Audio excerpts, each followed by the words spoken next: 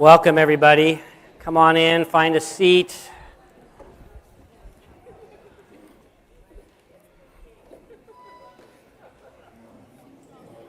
You can move those big easels off the table if you'd like to lay those down so you can see each other. You're going to be talking to each other tonight. We'll bring those back out when they're needed.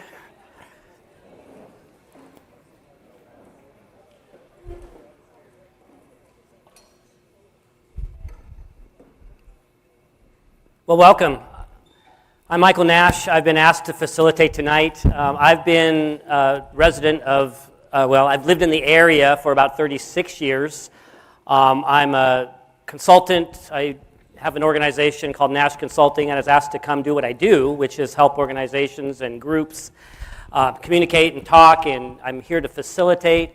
I'm probably the right guy for this, not just because I love this area and I've been here for such a long time, but I also just moved away. So, meaning this summer, we have got 3 of our 4 kids on the west side and a couple grandkids, granddaughter just born last month.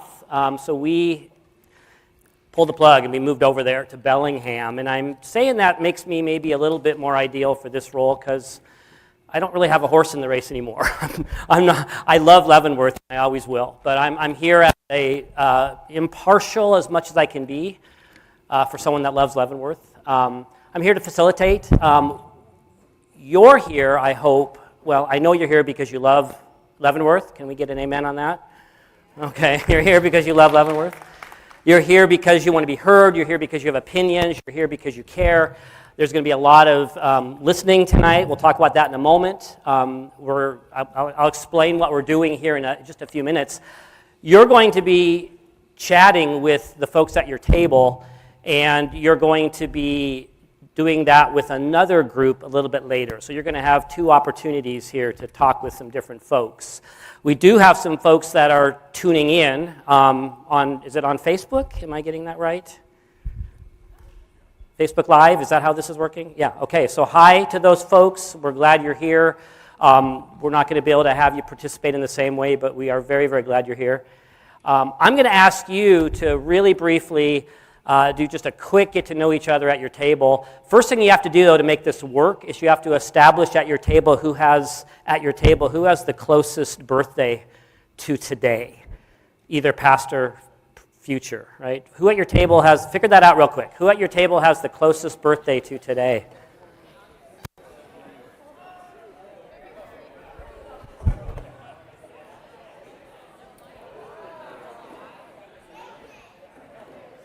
Get that figured out.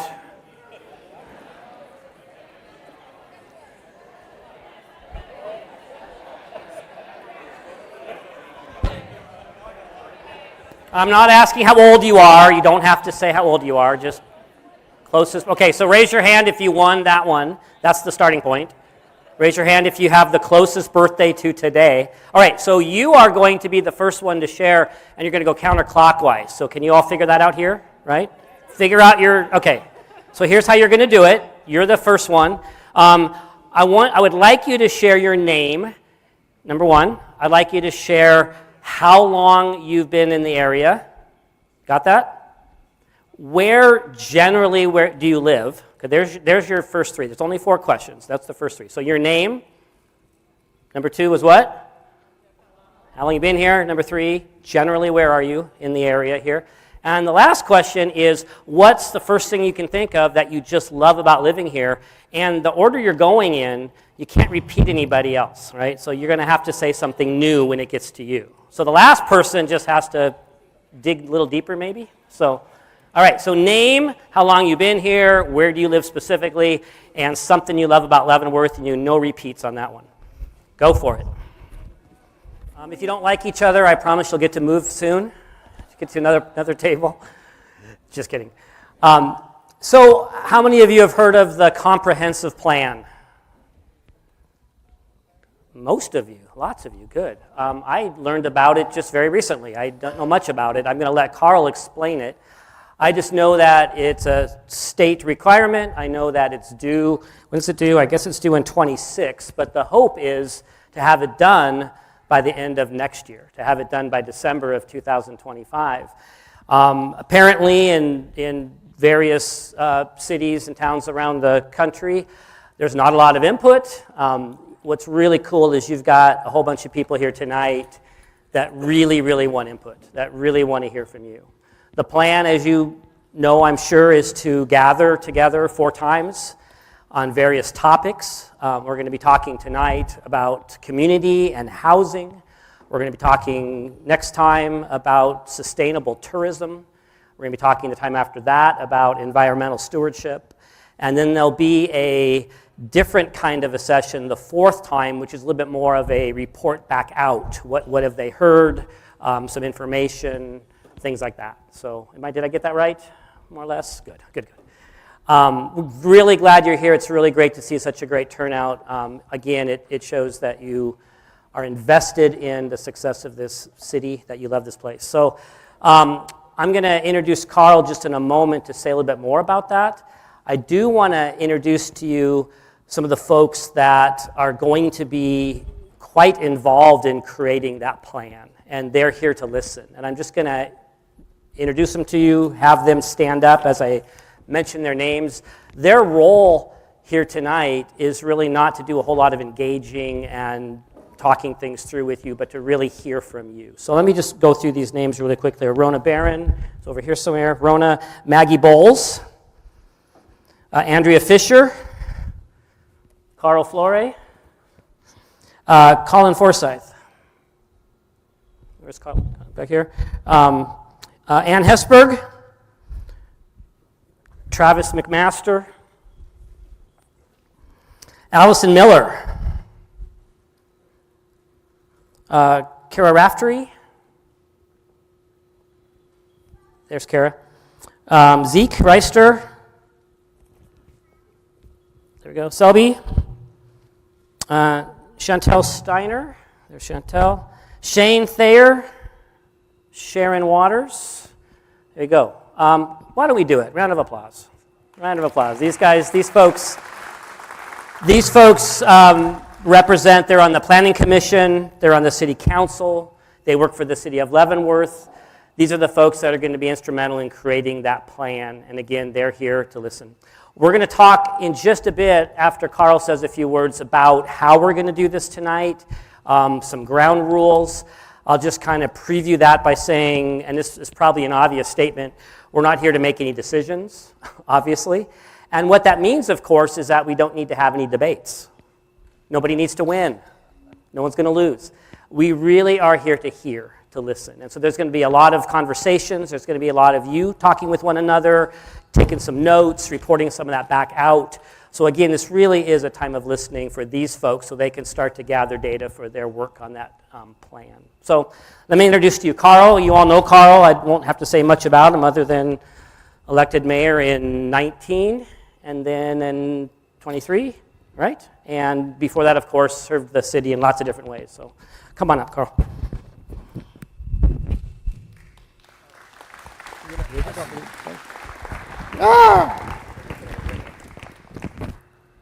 The good news is you're going to hear me for just a few minutes, and then I am going to shut up. So I'm not going to be talking. We are truly here to listen to the community. But I'm just going to give you a little bit of the background because when I ran in 2019, part of what I had promised was to have this kind of visioning sessions again, modeled somewhat after that one back in the 60s called LIFE, Leavenworth Improvement for Everyone. And I said, it's time, we've lived with that vision, it's time for a new visioning process. And I want to explain why I felt that way.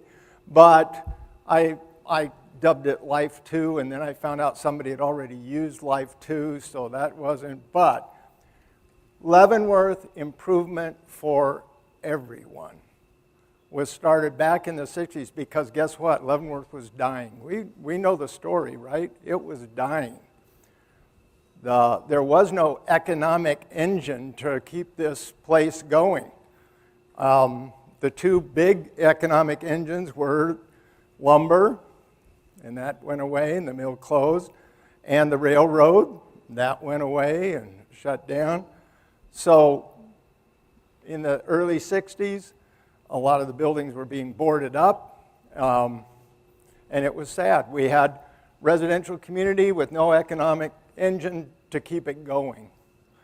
So they contacted the University of Washington, came out, and that's when life began. Leavenworth Improvement for Everyone. But it wasn't an automatic aha moment that was just universally accepted and just embraced and took off like gangbusters. No. It was a visioning process that went through struggles. And it had opposition. And it wasn't automatic. And it took some people with a lot of tenacity, a lot of vision, a lot of creativity, and just hard work to bring that about and to bring about now what is, we're in the 60th anniversary of that process and what's brought us to here. So, why the new vision? Well, you know, what was happening was Leavenworth was threatened by not having an economic engine, by not having an economy. And we know that it takes a healthy economy and a healthy residential community working hand in hand, and they're integrated and they feed each other. And if you're going to have real health, it's going to be that balance between those, right? And one was way out of balance. There was not this economic engine. And so that threatened the health of the whole community and the residential community. Well, guess what? It's different now. Let's move forward 60 years. We've got a great economic engine that we've all got great benefits from having that economic engine. But here's the thing, that residential, healthy residential community, now that's threatened by that economic engine, because nearly 40% of our housing is owned by people that have them as second homes. That takes housing stock out from those who would work and contribute here. So Leavenworth improvement for everyone. If we're going to keep that vision alive that it's for everyone, that means for a workforce, for a healthy balance between those.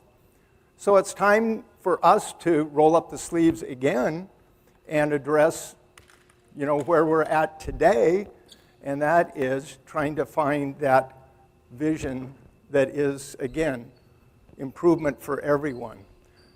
So that's why, you know, I wanted to have this kind of visioning. Because as Mike was saying, you know, comprehensive plans tend to just happen at City Hall. A few people give their input, you know, and it just kind of gets rolled out and not a lot of engagement. That's not the way we're going to move this thing forward. We need a community that's engaged. And I just thank you all so much for being here, because you know what? I knew Leavenworth would show up. And your voices here, this is just the beginning. These 3 times and then gathering again, this is not to wrap something up. This is just to start it. And then it's going to take the ongoing work to keep working at it, to keep that vision of what we want to become, where we want to go together. And so I'm encouraging you to not just check this box off, but stay engaged. We need you. The stronger, the more people we get to stay with us through this process, the better the outcome will be. So I appreciate your voices here tonight, and you'll get to add them. You know what's really fun? You know, if you haven't taken the online survey that also is trying to get at some of these issues, please go ahead and do that. But the exciting thing is that we've had, how many?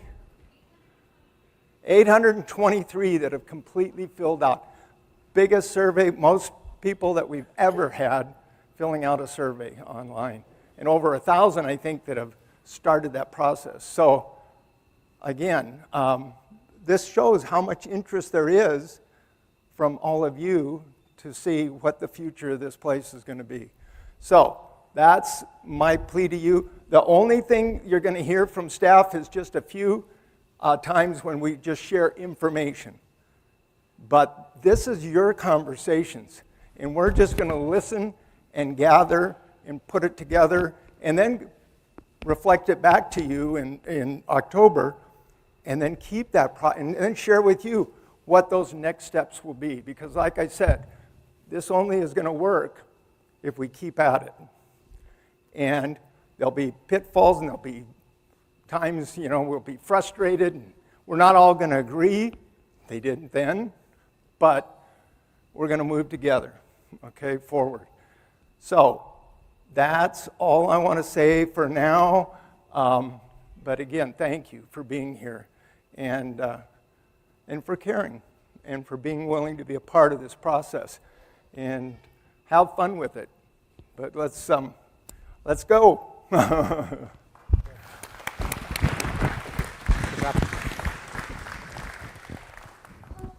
Thanks, everyone. Thanks, Carl. We are almost ready to get started. We have one more order of business, and it is something that can feel a little remedial, and I hope not condescending, but I don't ever start these things without a little bit of ground rules, just to make sure that this works. And so I'm going to ask you to actually do that work for me just for a couple minutes.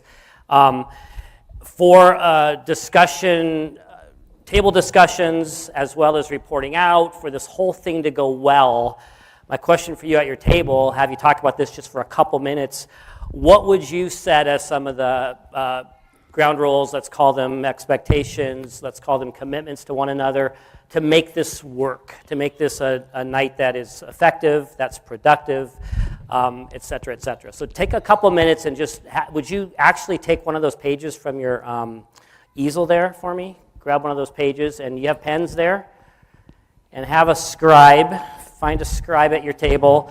If you got to be the table that set the ground rules or the expectations or the commitments here tonight to one another, what do we need to keep in mind and to make sure we're doing or not doing for this to work really well, right? What do we need to be doing and not doing for this to work really well? Just take a few minutes on that. Somebody be the scribe. Ground rules for your table discussions, ground rules for our group discussion here. All right, so let's just collect some thoughts here. We will not spend this much time on this on subsequent meetings. We're just going to start with some proactive work just to make things go a little smoother. So what I asked you to do is have your table, you only get one call out on this one, and then we'll see where we end up with. So I'm not going to point to your table, but would somebody start? What's one thing off your list? Listen well. Everybody have listen well. Now this might, again, sound really remedial, but let's bullet point listen well. What does that look like? Somebody else's table. Okay, respect other viewpoints. What does that look like? What do we do? What are the behaviors? What are we avoiding? Stay focused. Stay on topic. Okay, stay on topic. I heard don't interrupt.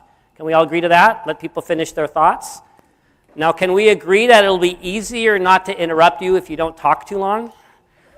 Did anybody say anything about being maybe succinct? Yeah. No rambling. Yeah, no speeches, right? No grandstanding, right? Absolutely. That doesn't mean, obviously you're here to state your opinion and represent the opinion of the people at your table, but let's balance that out, right? We don't interrupt each other. At the same time, we don't grab the microphone and hold on to it for 4 minutes or more, okay? There's no microphone. I'm just kidding about that. What else? Yeah, that's a really good one. She said put the cell phones away, maybe stay present, right? Just in general, stay present. Try not to spend too much time doing other stuff. What else?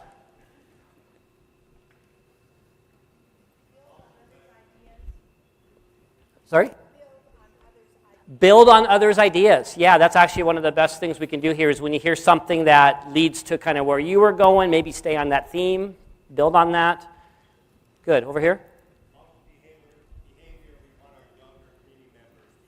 That's a great general rule. Model the behavior that we would like our younger community members to use. We have some younger community members here tonight, don't we? Thank you. Let's be good models of that. What else? John? Make sure everybody gets a chance to speak. Yeah, let's think about that. Let's do our best to balance airtime. Does that make sense? Try to give people room to share.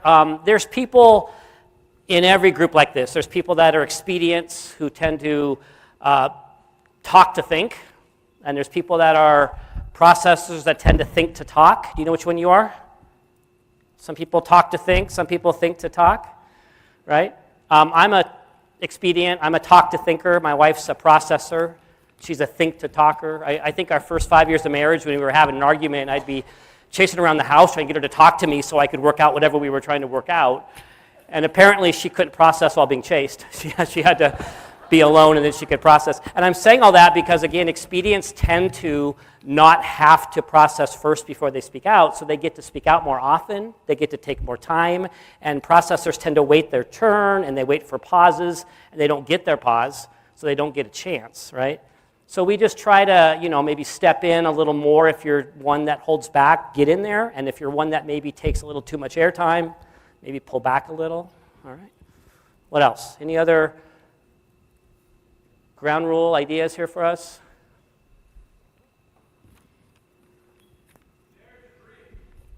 Sorry? Dare to dream. I love it. Sky's the limit here. Let's be creative. I like that a lot. Good. Exercise kindness. Good. It really does help to just remind you then, again, we're not here to debate. We're not here to win or lose. We're not here to walk out of here with decisions. They're here to listen, right? And so you don't have to top anybody or win or be louder than anybody else. Let's just let everyone be heard. Sound good? All right. So let's get rolling. We are going to be asking you 5 different questions tonight at various points through the evening, and you're going to be talking about this at your table for a while. Then we're going to have you report out. It's really up to you at your table to decide who is going to report out. You can take turns on that. You don't even have to have just one person report out. You can have a couple people who report out. So we're going to start with some kind of intro questions here. We're talking tonight about community, about a diverse community, about culture. First question I have for you, and this is kind of a little bit more esoteric. It's not a really easy question to answer, but I'd like you to think about this and talk about this. What makes Leavenworth feel like community to you? So you're thinking about the word community and what that means, and how are you finding it here? What makes Leavenworth feel like community for you? Now, one thought on that. If your answer is it kind of doesn't for these reasons, that's fair game as well. To the degree that it does, why does it? How does it? So I'll ask that one more time. What makes Leavenworth feel like community to you? Make sure you jot some notes so that you can report out. Go for it. So folks, let's come back together. Thank you, by the way, already, just for all your great participation. Hey, side note, when I give you your 10-minute break in just a bit for snacks and stuff, I really encourage you to walk around and read these notes that you created. They're really good. In fact, there's a bunch of stuff up there that I didn't hear out loud that are actually kind of beautiful in some cases. So really great stuff. So please feel free to wander around and read those. So let's talk about community. What makes Leavenworth feel like community to you? Because this question is kind of a personal one, you can feel free to speak up and represent your table. You can also feel free to represent yourself for this one, all right? So on this round, I'm actually going to point to your table and invite someone from your table to start. So I'm going to start right back here. What's something that came up at your table? And talk really loud. Talk really loud. No, just from there. Just give us one of your items. Yes, only one. You'll have another turn, I promise. No, Knowing your neighbors. Good. Everybody else, did many of you say that? Knowing your neighbors. Good. Over here. Events. Community events. Perfect. Good. Back here.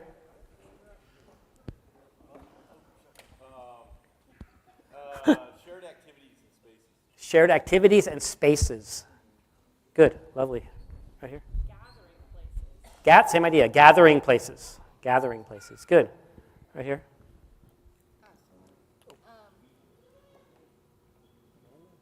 Okay. Walkability and bus access. Oh, good. Public transportation, walkability, and bus access. Wonderful. I agree. Wonderful. Right here. Opportunity to volunteer. Opportunity to volunteer for your community. Good. I'm going to slow down a little. Oh, she's keeping up. Wow, good job back there. All right. How about here? Neighbors helping neighbors. Neighbors helping neighbors. Yes, wonderful. Back here.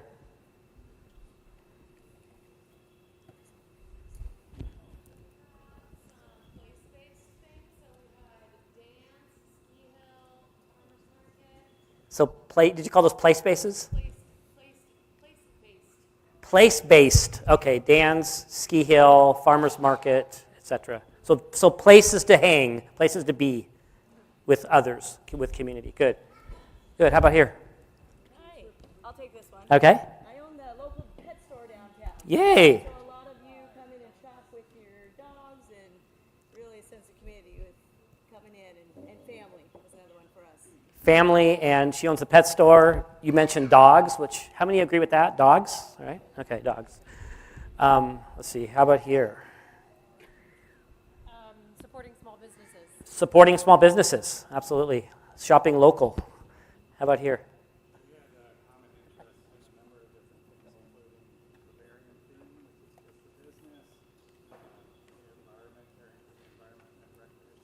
Okay, so common commitment to certain things like the environment, the Bavarian theme, and recreation. So say that, let me say that one more time so she gets all that.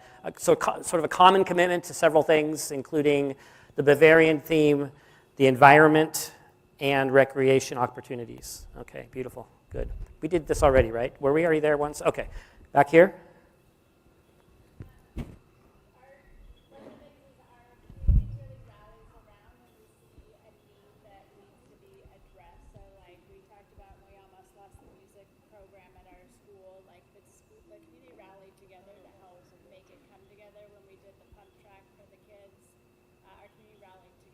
Okay, so You can get people from lots of different viewpoints or ideas, but when we see a need that needs to be addressed, everyone rallies together to support each other. okay, that's beautiful. Did you hear that way back over there? So I will try to make sure I got all that, but she's talking about even though we're from diverse backgrounds and perspectives, when there's a need, the community rallies together and meets the need. You mentioned the pump track being built. You mentioned the music program being threatened, things like that, right? Wonderful. So the community rallies together when there's a need, et cetera, et cetera. And then over here first, back here.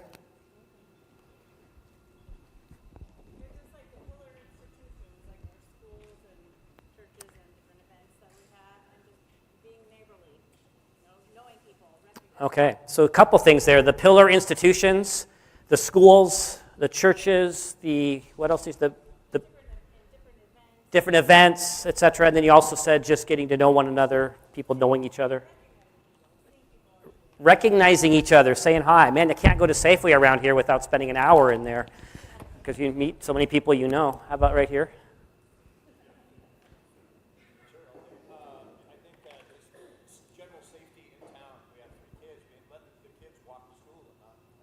Nice. Safety, your kids can be free range to some degree, right? There's safety, feel safe here. Is there anything back there, that table back there?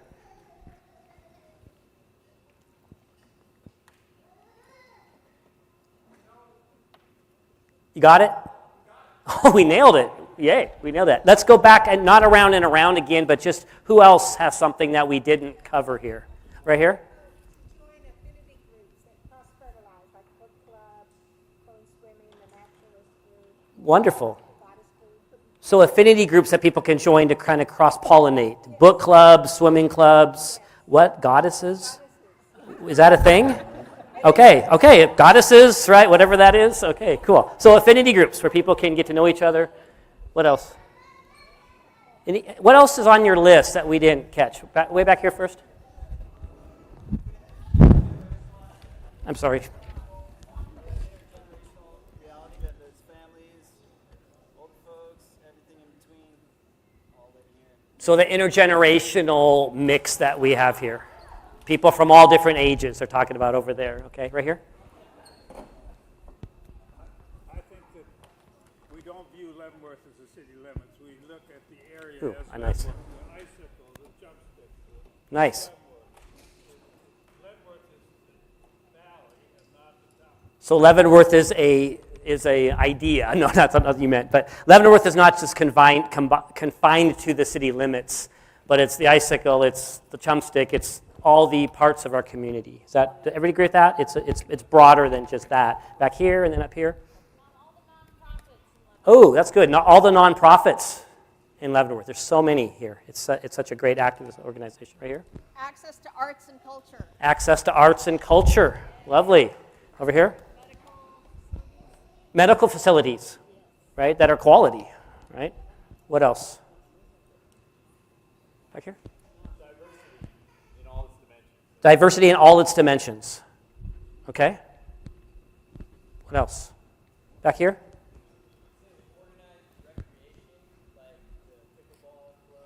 Organized recreation. Softball league, pickleball club. Wonderful. Winter sports, yes, lots of that. Good. We've had awesome experiences with the school district and teachers being involved and really caring for the next generation. Wow, that's really nice. So she said they've had a great experience with the school district here and the teachers being involved and caring about the next generation. That's wonderful. Has anyone mentioned our fine library? Has anyone mentioned our fine library? Awesome. Good. And the ukulele group. I didn't know we had a ukulele group. So, yeah. Anything else? This is great. This is actually really beautiful. Any other?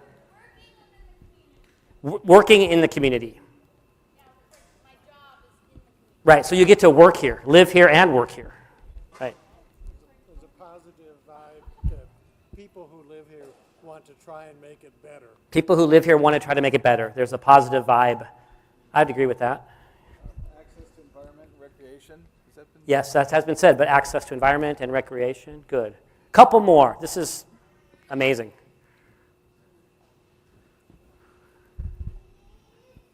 Oh, you're just saying hi. No, okay. Okay, one more. Reliable newspaper. A reliable newspaper. Okay, good. Good. How many of you would say that? Oh, I'm sorry. Well, okay, one more. We'll slip you in there.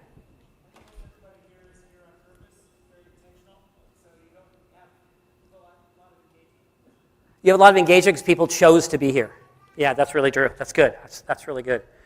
How many of you would say, just in general, you might have disagreed with a few things, but you agree with like 95% of what you just heard? Just raise your hand if you're 90 to 95% with what you just heard. Look around the room. That's really beautiful. That's great. All right, next question, then we're going to take a break. In your perfect world, who would live here? Who would make up this community? Now we're thinking perfect world.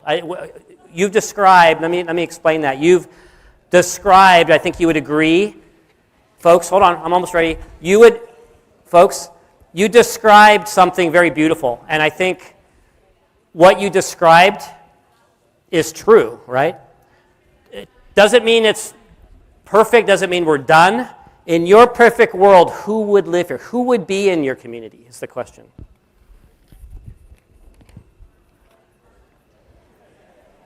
So folks, here's what we'll do. Everyone listen up.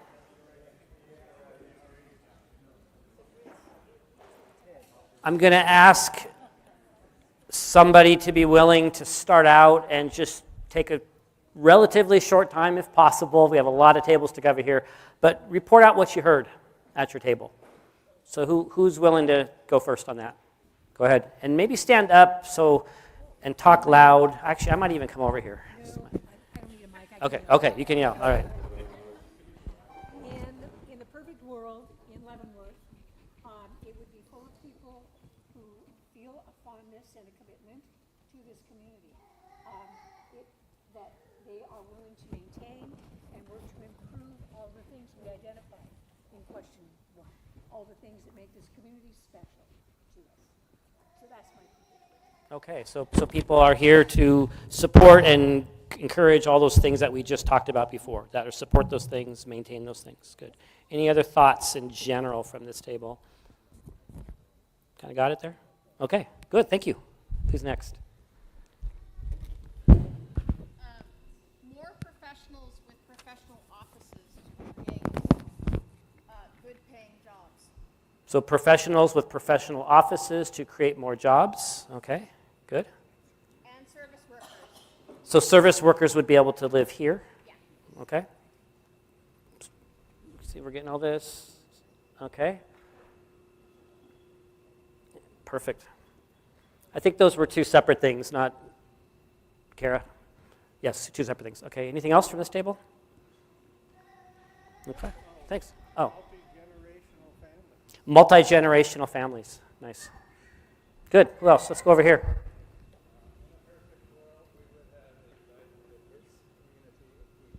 A diverse community. People who work here and live here. And who care about Leavenworth. You just summed up everything perfectly that was just said over there. That's really nice. Okay. So diverse community, people that work here and get to live here, and who care about the community. Who's next? Do you mind if I give them the mic? Good. Who wants the mic? Over here?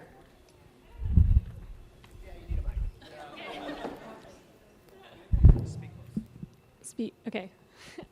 We have people who are friendly and generous with their time, their talents, and their treasure. And also people with expertise, experts in their fields. People who want to be involved, who want to help people Good. positively contribute. Nice. Wonderful. Beautiful. It's okay, by the way, I should have said this earlier, it's okay to repeat things that were said, because then we know that more than one table is saying some of the same things. So please don't be shy about saying the same things. All right. We have more full-timers / most-of-timers. And that relates into also some safety, just neighbors looking after neighbors and families. We have potentially a larger age range. Can a younger generation afford to live here if they want to?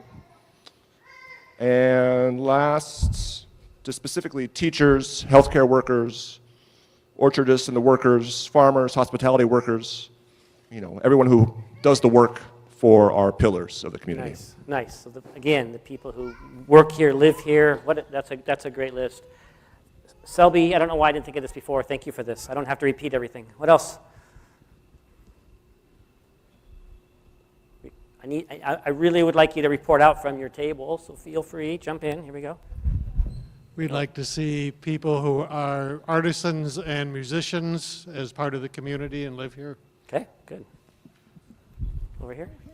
Okay, we have also added just to the diversity, just socioeconomic diversity, cultural diversity, different political and religious beliefs being accepted, and being open-minded, and people that respect the environment.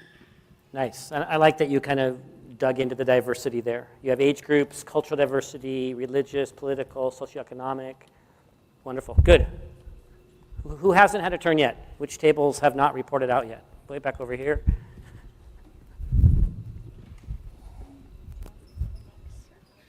I think we had a lot of repeats from a lot of the other tables. So people that own homes here, people that do the work here, really anyone who wants to be here and be a participant in the community and contribute to the community, including our friends and family. Wonderful. Thank you, Elizabeth. Right here. Good. Outdoor enthusiasts, because they will help protect the areas that they love. Right. Good. Beautiful. You guys want to turn? Nope, nothing back here? Okay, over here. I'll be back over there next. Okay. Yeah, I think we need to recognize that a lot of people live here and work down Valley. I did for years, worked at PUD, commuted. But this was my home, and this is where we raised our kids. And so I think it's important that we acknowledge that you bring a lot of your resources and things back to the community when you work outside the area.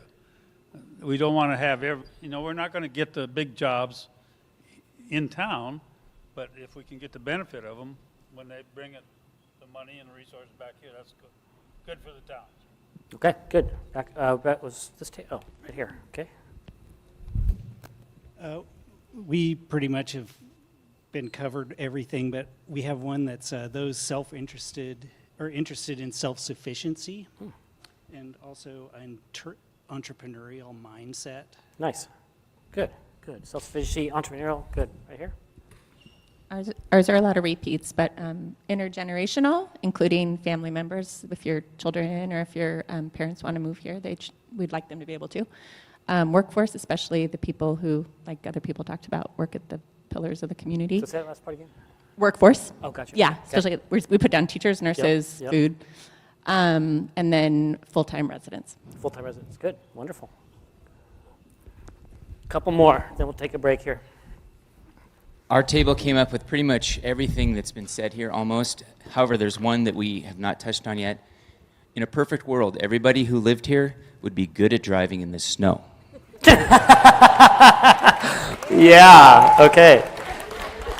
Now we're fully into dreamland here, so, okay. Who okay, right. Dare to dream, dare to dream. I wanted to build on what Elmer said, because he was talking about working outside the community, but he contributed, he volunteered and was a leader in the community. It wasn't all about money. There's other talents that can be shared within the community. Right, good. I think my feeling is that we have a lot of people that are just buying properties to try to rent them out to make a quick buck, which is great for them, but not so great for community. Right. And so it already says it up there, more full-timers, so that kind of covers that. And my wife being German, she said she wants more Bavarians here, or German speakers. More, okay, less diversity. No, just kidding. Okay, a few more. People who live long lives. Famous for our longevity. Okay, famous for longevity. Okay, I want to kind of build on a comment that was made earlier. As a former part-timer, or some of the timer, and I do think, though, one of the things that's great about this town is it was super welcoming and friendly. And if you want, I love the notion about wanting to participate, because if you want to participate, you can get involved. And eventually, those part-timers might take the path that we took and become full-timers. Yes. And so I think there's in a perfect world, you'd have a balance, and you'd have an environment where everybody felt welcome and also was encouraged to participate. Nice, good, okay. As a member of your local fire department, I would really love to see a community where people are sensitive and aware of the extreme fire risk that we have in our community, and will make changes in their personal space and our community spaces to make us a more fire resilient community. Okay, all right. Thank you, everybody. Wow, that was intense. Give yourself a round of applause. That was really, really good. Did you? 1 minute on this at your table. 1 minute, because I'm already over time. What were some of the most mentioned themes that you heard just now? Just at your table, talk about that. What did you hear most often? What rose to the top there? In fact, you can say it out loud. I take that back. Full-time residents, live here and work here, serve, care about the community, diversity, friendly, good, yeah.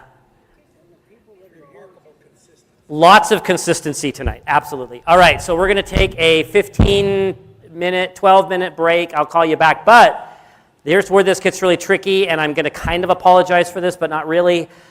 You kind of need to decamp. You don't get to sit with the same people. You're going to have to mix up. So here's what you don't get to do. You don't get to take your 3 favorite people and go to a table together, right?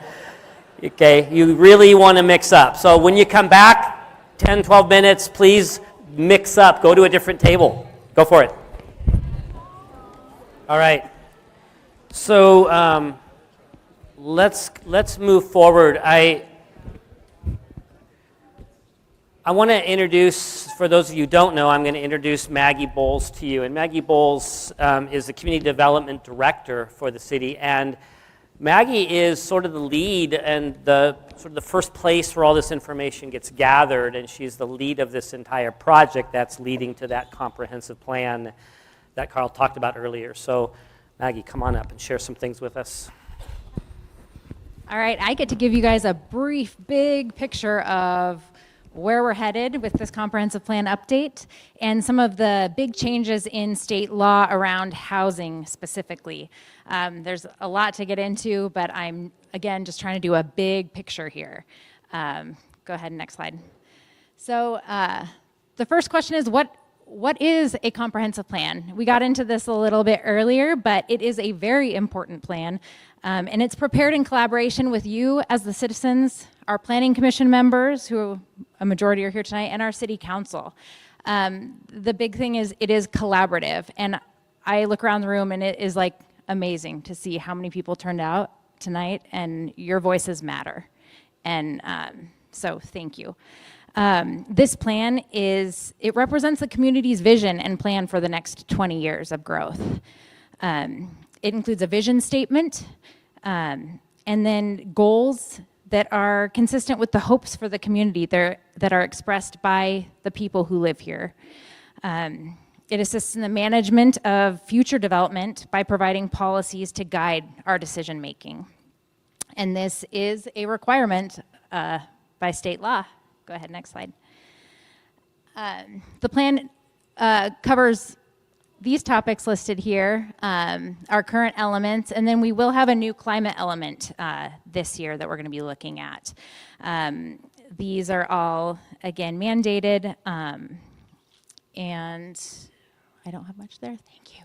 And why is it being updated? Well, state law requires that we do a major update every 10 years.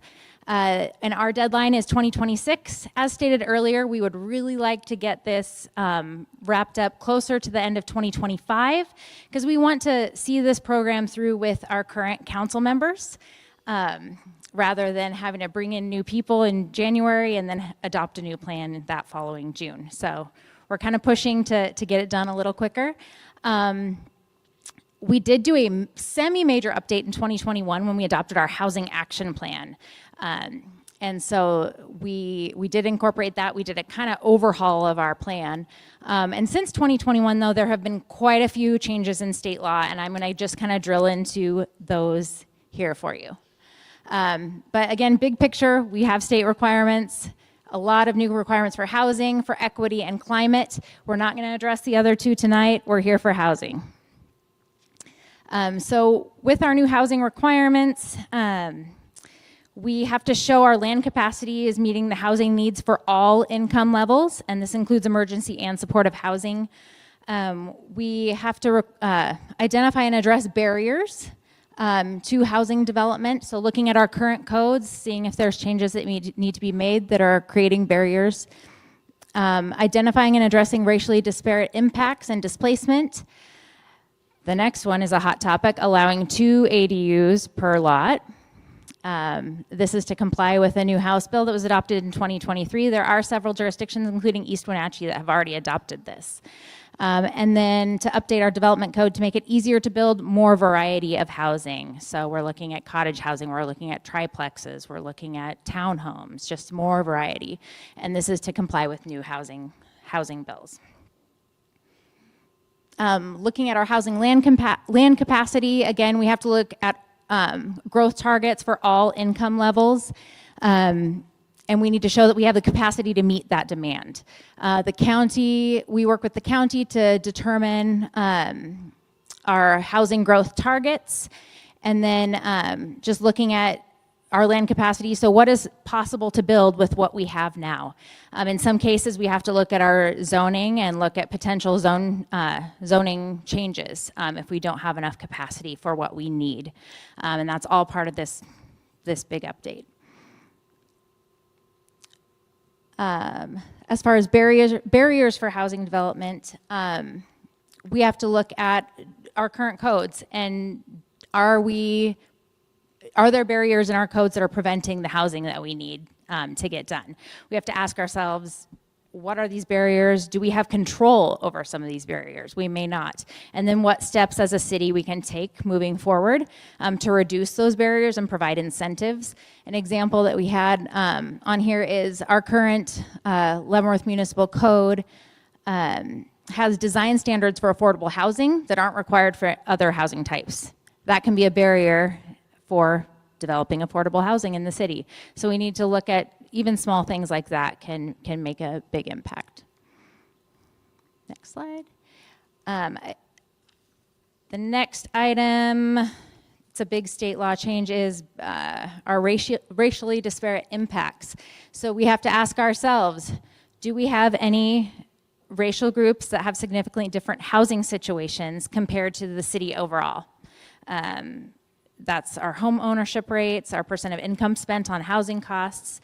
Are there any city plans or programs or code that contribute to this problem? How has local history contributed to this? And how can the city take steps to improve housing equity across the board? We also need to ask ourselves, are there any neighborhoods that are at risk for displacement in our community? And what can we do to reduce that risk? And the hot topic. The new state law requires that we look at ADUs. It clearly defines what they are. We have that already defined in our code. And we are already complying with a lot of these standards. The big change is we have to allow up to 2 ADUs per lot. Currently, we only allow 1. So there is going to be that change in density. It's forthcoming, but how do we address that? We have to look at not requiring owner occupancy. So if you can build a house and 2 ADUs, they can all be long-term rentals. It's important to note long-term. We have to allow the separate sale of ADUs. We recently talked about this with our condominium code that was just passed. Now you can condominiumize your home ADU so they can be sold separately.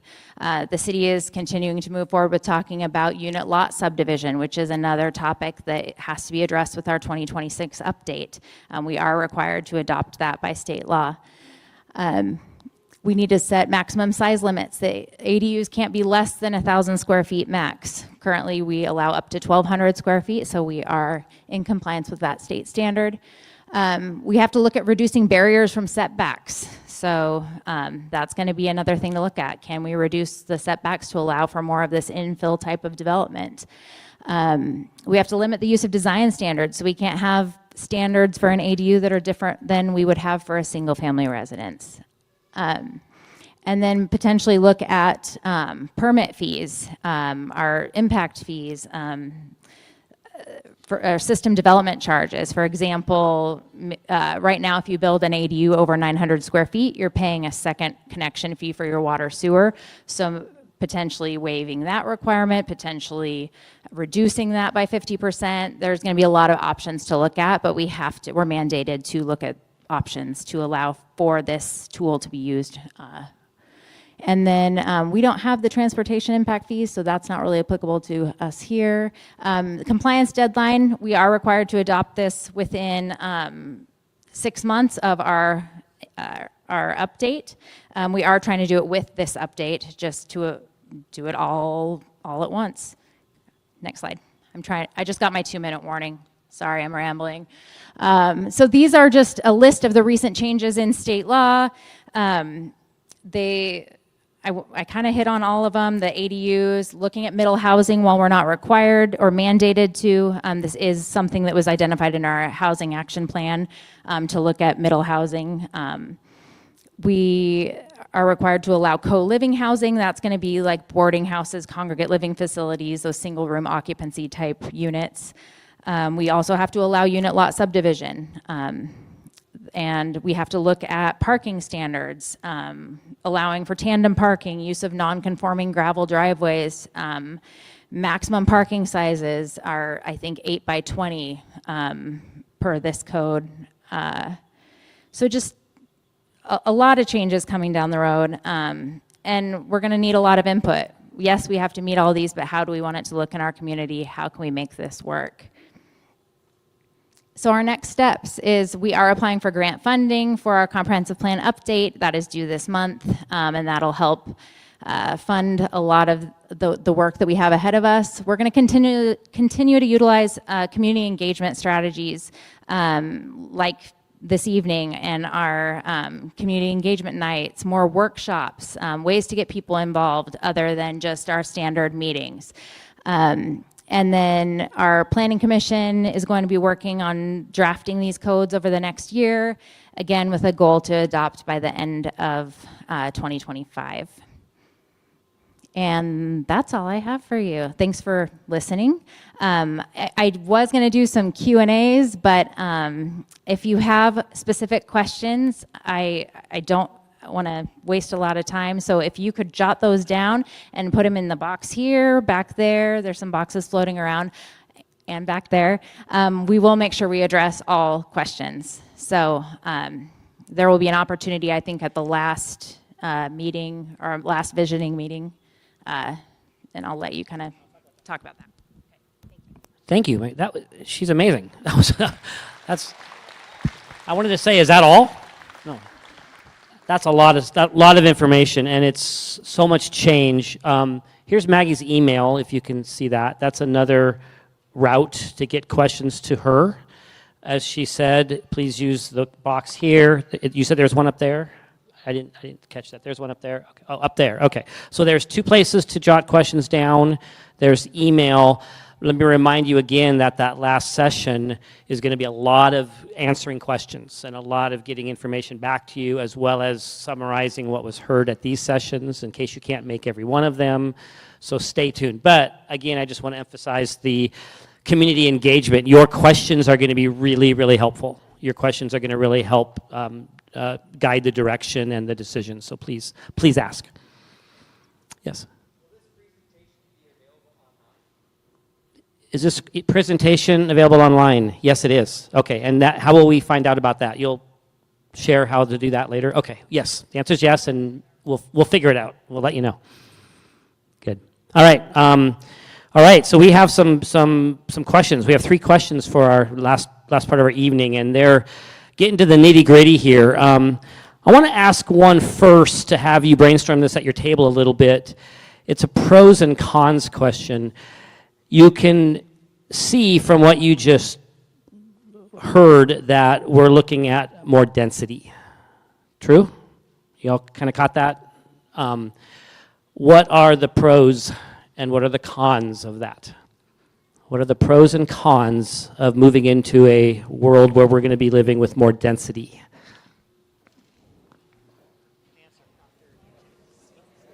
All right. Let's share your thoughts on this. This time we're going to do this a little bit more what we call, hey folks, this time we're going to do this one a little bit more what we call popcorn version, so it's not going to be super organized. I'm going to ask you, folks, I'm going to ask you this time to be willing to loudly share a thought. So I'm going to start with what are some of the what are the cons? What's the downside? Downside to density, more density. Parking. Traffic. Infrastructure. Say, what do you mean more about that?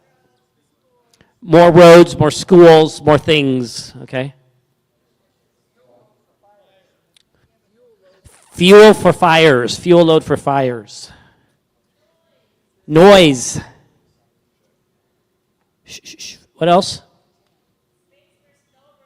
Space for snow removal. Loss of green space. Loss of views. Seeing more buildings and less mountains. Buildings go up higher, less views, right? What? Stress on resources like grocery stores and businesses and medical, sewer, recreation, water. Okay? Wildlife accessibility and impact, right? Increased fire, we have that. What else? What else? Other downsides to density back here? Maybe lose the small town feel, right? More people.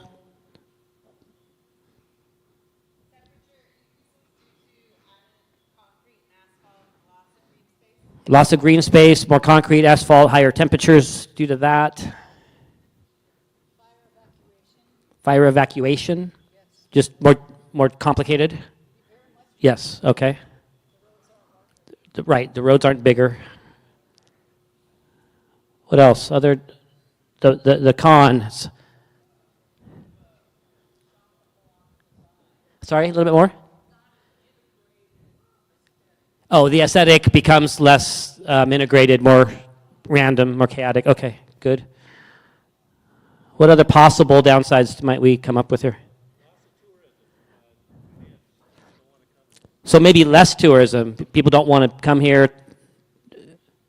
Too many people. It's like a reverse of what we deal with. There's too many residents. So I don't want to show up. Okay. All right. What else back over here?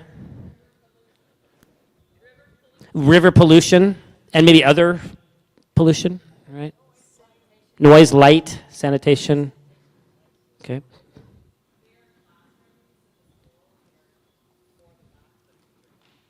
Okay, so teacher-student ratio issues, possibly? Okay.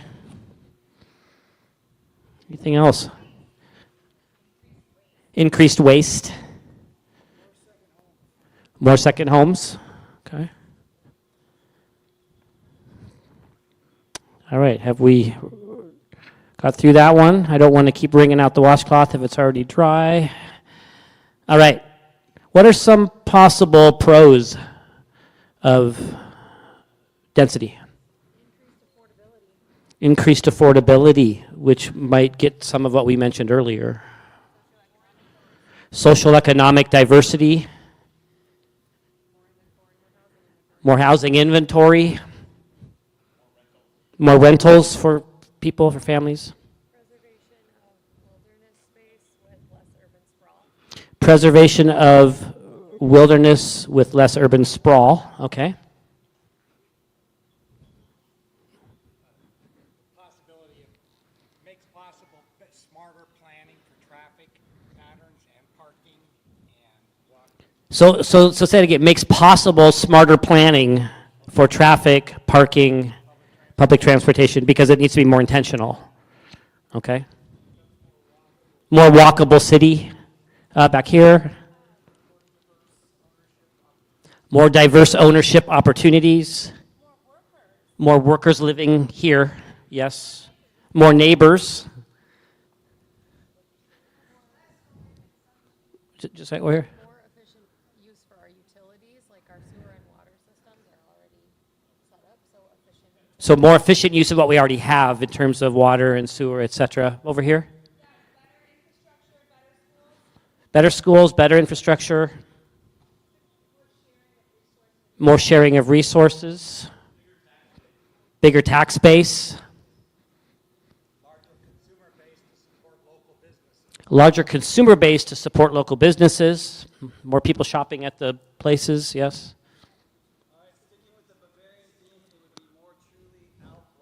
More Alps-like. In what way? Oh, okay. The towns are dense there. Okay. All right. Okay, good. What else? Way back here. Way back here, sorry.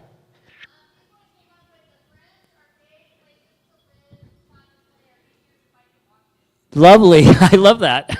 More friends, more friends to play with. Awesome.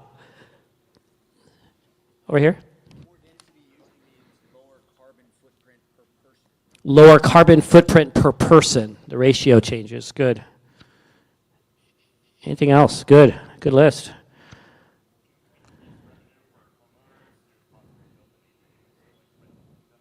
increased rental opportunities for homeowners who build the extra place, yes?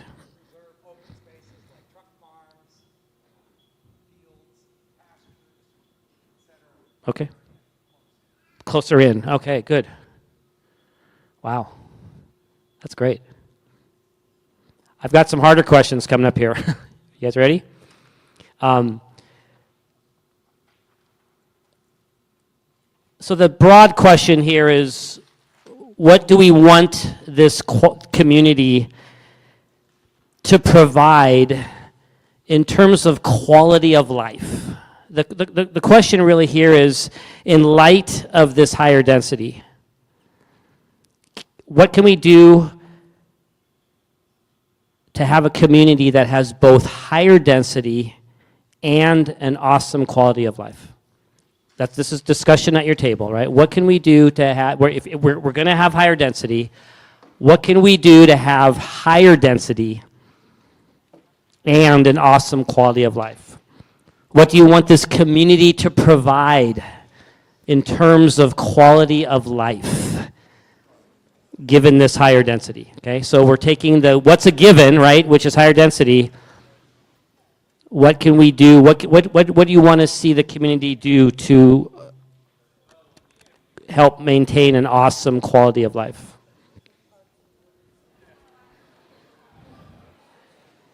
So folks, a couple quick things.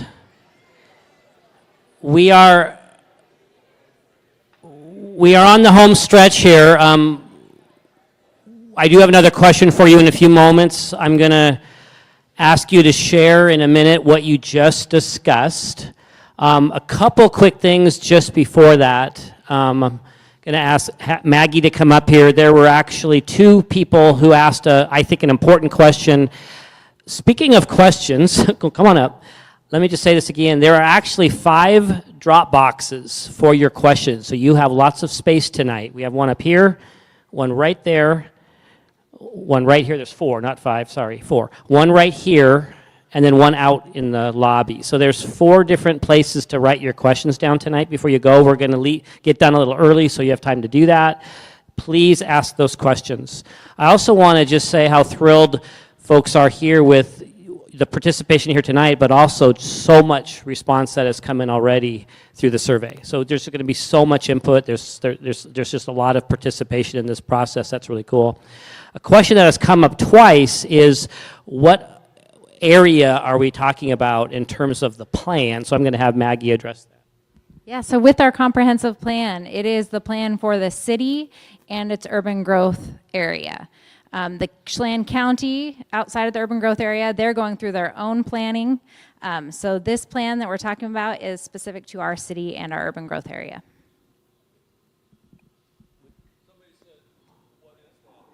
Yeah, roughly what is that? Oh my gosh, I wish I could pull up a map. So the urban growth boundary kind of goes, like Poplar, Ranger Road, up to Maple off of Ski Hill.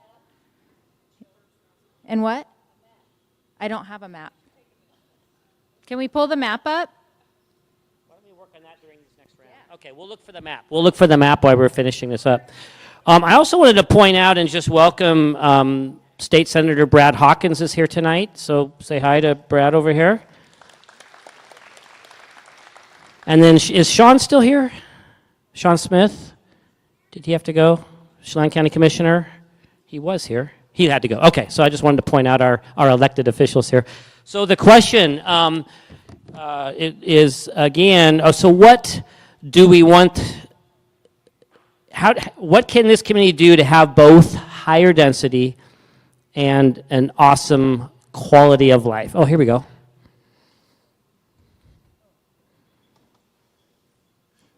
So what does purple represent? Purple city limits, and the dotted line is urban growth. Okay, there we go. Thank you very much for finding that. Okay. What do we want this community to provide in terms of quality of life? And sort of the secondary part of that is, what can this community do to have both higher density and an awesome quality of life? If you would have 1 or 2 folks represent your table, that would be really cool. Who's willing to give us a start on that? Share some thoughts from your table. You don't have to cover everything, but how about right back here? Talk. I'm going to come over to you. We thought about a lot of stuff that was kind of green in nature, so can I ball them all together? Accommodate walking and biking, maybe with some tunnels across two or a bridge. Pocket parks, so maybe just not giant parks, but a lot more little parks all over. And rooftop gardens, which I particularly like. Nice. Wow. I'm going to be sad that I moved away from here already. This is beautiful. Over here. I'll focus on one. We said to have improved infrastructure, road improvement, sidewalks, sewer and water. Yeah, would continue an awesome quality of life. Paid for by the builders, not paid for by the city. Okay. All right. Paid for by the builders, not paid for by the city. All right. All right. Over here. We'd like to see services in the city that provide for basic needs of the community members so that they would not have to go to Wenatchee or order it from Amazon, but be able to get it in town here. What examples? Clothing stores, some of the, you know, I mean, we do have a hardware store here, another pharmacy that we used to have. Yeah. I mean, we used to have those back before we were completely taken over with trinket shops on Front Street. Community center, we probably need something like that in town as well. Good, good. Community center, place to buy the basics, to not have to leave town to buy those things, to do those things. Good. We said with the increase in density, we needed to make sure that we had sufficient fire service, EMS, law enforcement to accommodate the extra population gain. Great. Makes sense. Makes sense. Good. Let's hear it. Back here. So we would like to see a percentage of green space that is not developed that's protected, so something that's actually measurable. How to ensure that more housing is actually accessible to folks. So again, we were trying to focus on measurable outcomes that we could see. Transportation that connects nearby towns. So a focus on connecting nearby towns, public transportation. And then parking for residents inside town for residents that live outside the UGA. So the Chumstick people, so that they can get into town and have places to park. Nice. Wonderful. Great, great. Okay, this table here. This has been discussed here before around this time of year, but a year-round pool and a community center. Okay. Year-round pool and community center. This table here. Design of the density, the design of the density. The design of the density. How it's designed. Okay, how it's designed will promote the quality of life. Yes, absolutely. Good. Over here. I'll come over to that side here in a minute. Okay, don't try to reinvent the wheel. I know we all have really good ideas, but let's spend some time and money looking at other successful communities that embody what we're looking for and then borrow from them. Not stealing, it's borrowing. Yes. Everybody hear that over there? Can you do that one more time because you said it better than I can say? Okay, don't try to reinvent the wheel here because there's plenty of other communities around the world that have already done. Where were you saying that you'd been? Bogota has apparently wonderful communities like we're talking about, and so let's, really put our money into looking at those and borrowing their ideas. Okay, you want to hear that? Borrow ideas from places that are already successful in these ways. It's not stealing, it's borrowing. All right. Which tables have not spoken up yet? Let me start way back over here. Hi there. Our list was a bigger library, more options for childcare. I hear that from a lot of parents that we're in kind of a childcare desert. low light guidelines, more trails, more. Slower. She's writing. Oh, okay. Low light guidelines. Low light guidelines, more trails, more doctors and healthcare. It's kind of hard to find services when you first move here. Safety in town, like when you're walking in town, it would be nicer if we didn't have a whole lot of potholes when you're kind of darting elderly people or people with disabilities, when you're like, watch out, come here, go this way. So more shoveling of the sidewalks and true affordable housing options. True affordable housing options. Wonderful. Okay. Wow, these are great. Right here?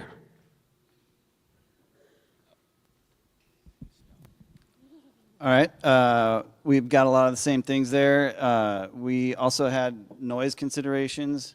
And what'd you say, snow? I was just saying, we build on the snow. Oh, yeah. The snow removal and planning for it, kind of like learn from other places. Japan is a great example. Northern Japan, they remove a lot of snow from really dense areas. And we also had a lot of garage parking solutions that we could learn from other people, and more mountain bike trails. Good. More mountain bike trails. Parking garage, more foot pedestrian areas, pathways. Okay. And did I hear you say borrowing ideas from other places like they said over there? Yeah, borrowing ideas from other places. Good. Which tables have not had a chance yet? I don't think I got all the way back there yet. You not up here yet? Okay.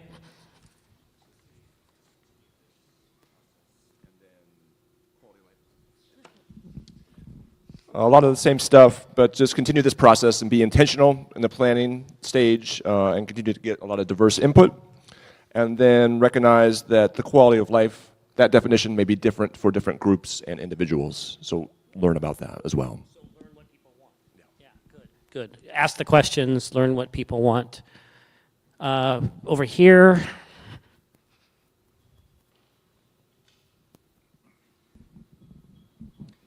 Make sure we have policies that encourage, incentivize people to live in the community so that people live in the neighborhoods. That in an odd sort of way, more people who are your neighbors, whose faces you know, whose names you know, increase the quality of life. They don't diminish it. Good. Thanks, John. Good. Who did we miss?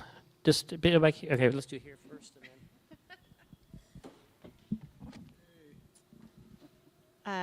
We have a lot of duplicates, but one is incentivize small business owners and put caps and restrictions on big box stores. And then fire-wise and environmentally sound or sustainable building material requirements. Before we finish, can you just look up there and give Kara a round of applause for what she's able to do while we're talking? This is amazing.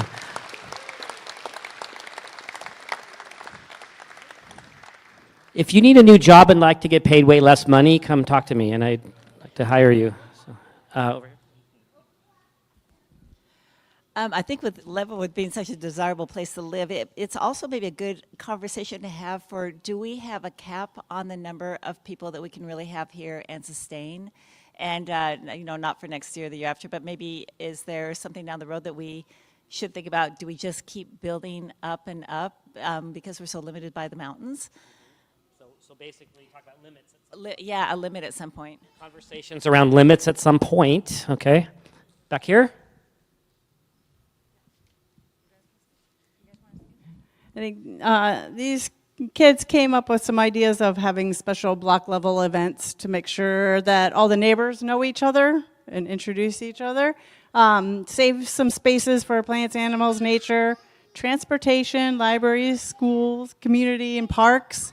And to have after-school programs and activities and opportunities that they can participate in. Awesome, thank you. Did you want to say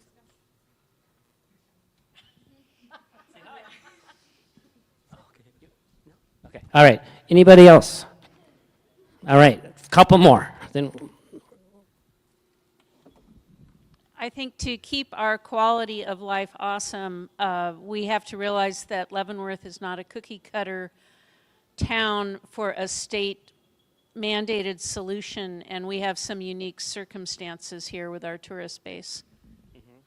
So make room for the, yeah, not a cookie cutter, yeah, not one size fits all. Well, with the assumption that higher density equals higher taxation and impact fees, which I think someone mentioned over there, then there's the ability to do the small improvements as well as the big ones. And small ones might be just like the bathrooms are doing down off Front Street. Just sidewalk improvements, bike lanes, bike paths, the simple things, the mundane things. And as well as bigger ones like on Front Street. I mean, what are we doing on Front Street? You know, that's a big blank canvas. It could be really cool. And I think density and impact fees could go a long way towards helping that. Great. So density creates impact fees, which creates more tax base, which helps us improve all these Front Street, everything else. Good. All right, we've got to keep moving forward really quick. 2 more. I think having some sort of parking restrictions in our residential areas to keep it affordable and available for the residents. There needs to be some type of maybe a permit system in the residential areas. Good. All right. Anyone have? Okay, you get to win. You're last. I just want to build on the concept of Leavenworth not being a cookie cutter. It's something that came up in our conversation. A mechanism for us to speak as a community to our state representatives. I know the mayor has often tried to represent us on behalf of a number of issues, but is there a way that we can come together? After tonight, I feel like there's a ton of areas that we all align pretty heavily around. Is there a way we can come together and voice what Leavenworth needs from the state to make things happen and increase our quality of life? Good. Very good. Beautiful. Wow, this is incredible. Isn't this great, listeners? This is a lot of great stuff. I'm seeing hands point. Okay, you guys are going to make me do this.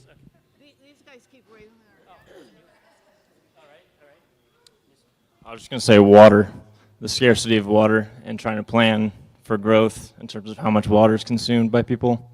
And also there's an abundance of wood in the forests that can be used very creatively for building, and meanwhile also makes the forest healthier. Good. You can correct me if I'm wrong. Really quick, Maggie, are people in the UJA currently allowed to vote on city changes? Okay, that is something that's really important because all those lots past, is it Ranger, that are zone 1 acre lots, this is going to be huge. And if they don't have the ability to vote in the UJA for this impact in the city and you're including it, I'm speaking for the people who aren't here, that this is going to impact greatly with big lots who don't have voting power. Don't have a voice. That's good. Good point. That's actually a good segue because here's my last question, which is a little bit more of a catch-all. I want to ask you, and this is going to sound like a bit of an overlap of where we just were, but we're going to move a little bit forward now. You've talked about tonight, for example, the stuff that brought you here. You talked about what makes community. You've talked about who do you want living here, and you were very much on the same page with the diversity and the people who work here, et cetera, et cetera. You've also mentioned all these great ideas about quality of life in light of the density. So the question here is kind of general. How do we get there? What do you want these folks to consider? This is your chance to give some advice. This is your chance to give them some thoughts, to give them your wish. I know this is really general, but how do we get to all that stuff you just said tonight? What do you want them to consider? This is your chance to speak to that. So it might be a bit of an overlap, but this is your last question for tonight. How do we get to all that great stuff you mentioned here tonight? What do you want them to be considering as they go forward? The folks that are working on the plan, the city council, all the people that are here tonight to listen, the mayor, etc.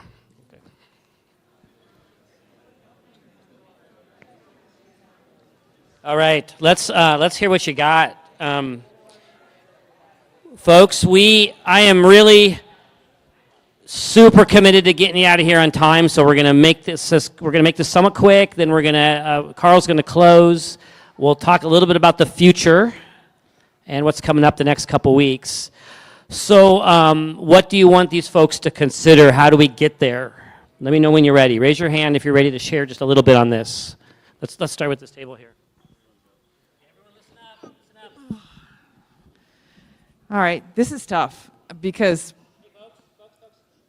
we just don't see the path there. So I'll be brutally honest. Number one, listen to the community. We don't have a good feel for how much of this is negotiable. So feeling like we're here talking about something that we can't even move the needle on is a little confusing. Manage the new growth and get developers to pay for the new growth. Take some of those fees, put them to purchasing land before it's all gone for the affordable housing portion of this. Thank you very much. Good. Let me just kind of get around table by table. Something you'd like to share? Okay, we went back to learn from other towns. Still think that's really important here. Go see places that we think are doing it right. We want to keep including the community voices. We were really encouraged by what's happening right now, just getting the community out and talking this way and listening this way. Expanding city limits was on our list because we're a pretty small blip surrounded by the county that has a pretty big impact and kind of ties into what some other folks were talking about with the communities larger than just the city. Plan even longer than 20 years, maybe even like 50 years, because 20 years actually goes by pretty quick when you're talking about some of these things.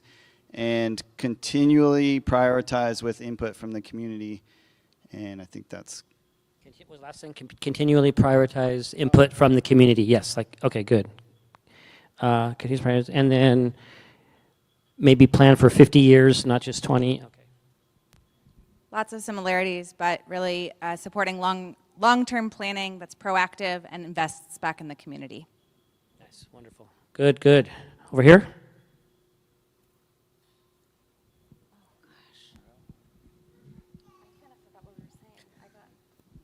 Can I pass? Yeah, you can pass. Feel free, feel free. Anything here?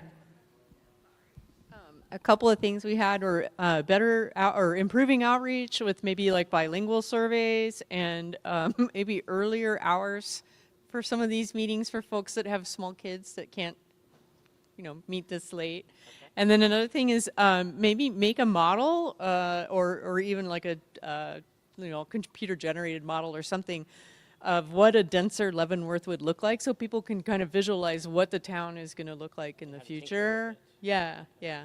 Good. Just to better visualize what that future is going to look like. Good, good. Are you hearing that over there? Mostly? Okay, good. Anything here? I'm going to walk past tables. Grab me if you want me. Okay. Anybody here? Along with impact fees, zoning law changes, which I know that you're looking at, but can't be emphasized enough that there are some simple tools to make it a lot more available to better housing. Zoning law changes, okay. Over here. Better and larger income stream to increase low-income housing and workforce housing. Good. Awesome. Over here.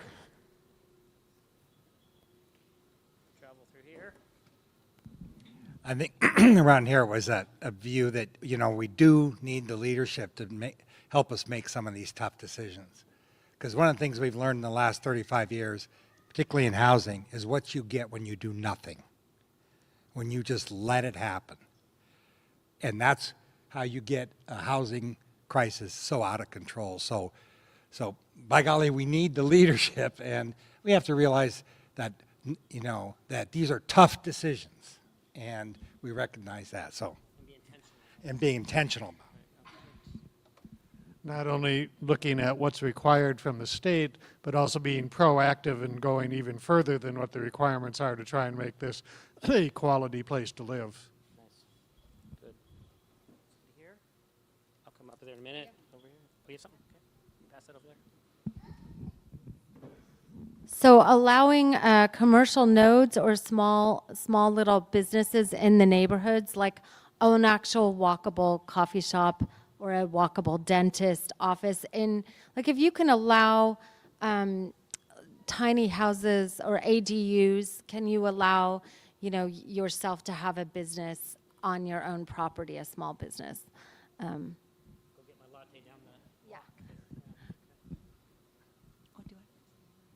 I think something that would be helpful is just to have information from the city, transparent information, easy to understand just where our infrastructure lies and what capacity we have right now with the building that's going on, what our treatment plant can handle, what our water systems can handle. They both need a lot of updating. And so I think a big concern is with a lot of building really fast, are we going to overwhelm that? And then is that going to cause big issues? So infrastructure, I think, is a huge one, and a big transparency would be good in that. And maybe to build on that, I think the building and the growing is happening whether we want it to or not. And so it's happening at a really fast pace.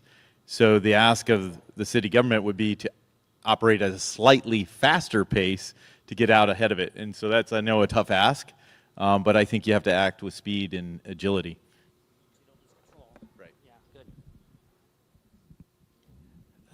We talked about being careful with long-term debt, maybe not quick to take it on, promoting a deliberately collaborative mindset with all these changes, and then structuring things that will allow engagement from all the stakeholders in the area in some capacity so they have a voice in these decisions as well.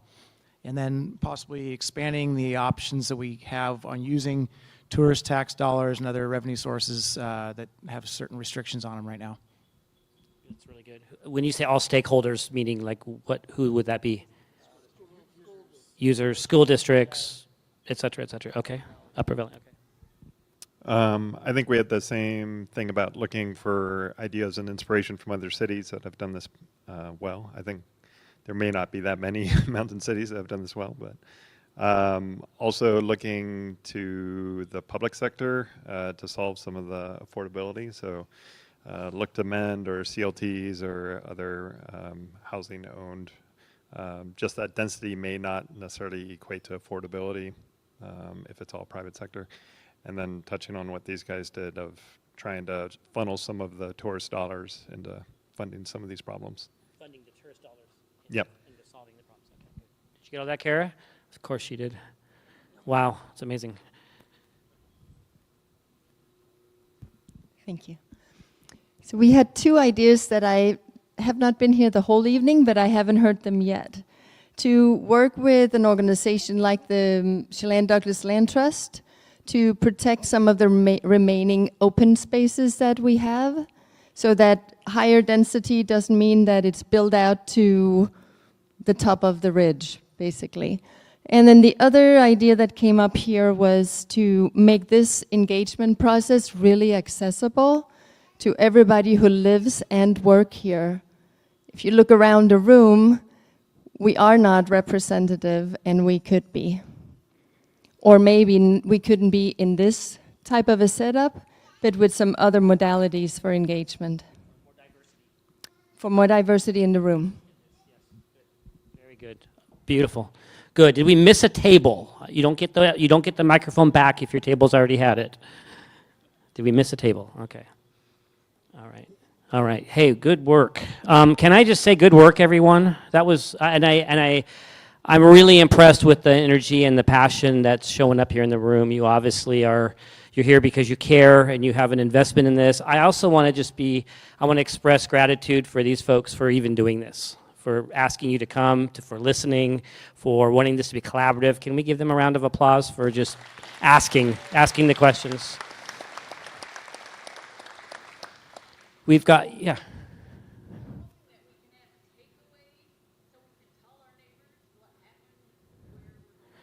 So let's talk about what to do to kind of catch. Okay, so a couple things. You can access information from tonight, and you can access the presentation on the city website. Also in the email, when does that come out?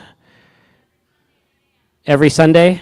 The email comes out, so there'll be a way to kind of get some of that. I also want to invite you to the fourth session, because that's where a lot of this will be given back. So let me remind you again, next Monday night, we're going to be talking about sustainable tourism. The next Monday night after that, we're going to be talking about environmental stewardship. And then 3 weeks later, in October, we'll have a chance for you to hear all that they've gathered from this, for you to hear your questions answered that you'll be submitting.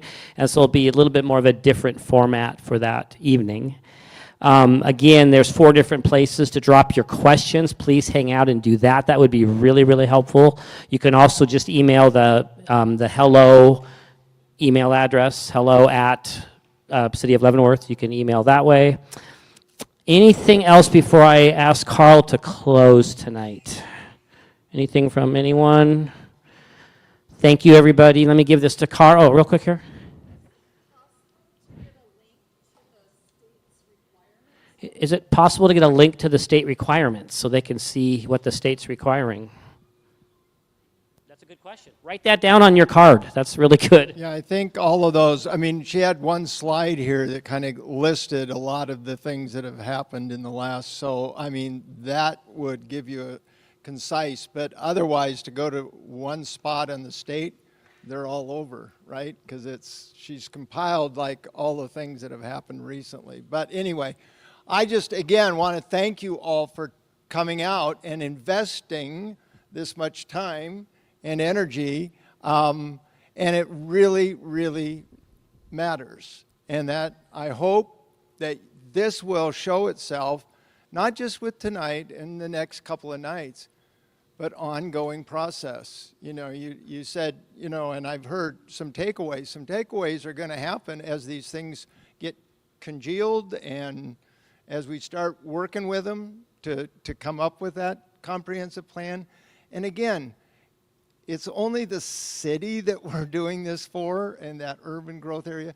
So those of you, the Chumstick and all around, but you're still part of the community and you're still part of what, you know, what Little Leavenworth does impacts you, and we recognize that, and that's why this is open to everybody that's part of this Upper Valley. But I really thank you. This is exactly what I hoped, that we would start that process. I hope you feel good about being a part of starting something, and that you'll hang in there with us and keep us, you know, on task, and keep us, you know, coming up with those ideas and dreams and new ways to do things. Let's not box ourselves in. And again, the more people, as I said, that get engaged and are involved, the better the outcome's going to be. So again, thank you all. I hope you'll come back next week and help go into part 2. But again, spread the word. If you know of people that would benefit from having just hear what went on, again, it'll be available, and this is just the beginning. So hang in there, and thank you, thank you, thank you.